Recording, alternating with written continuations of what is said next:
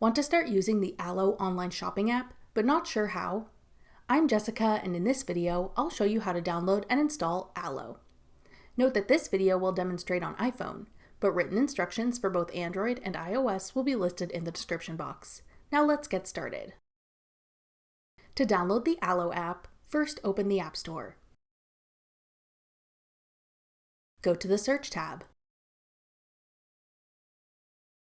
Then type in Allo in the search bar. Tap Allo when it appears in the search results. Then tap Get.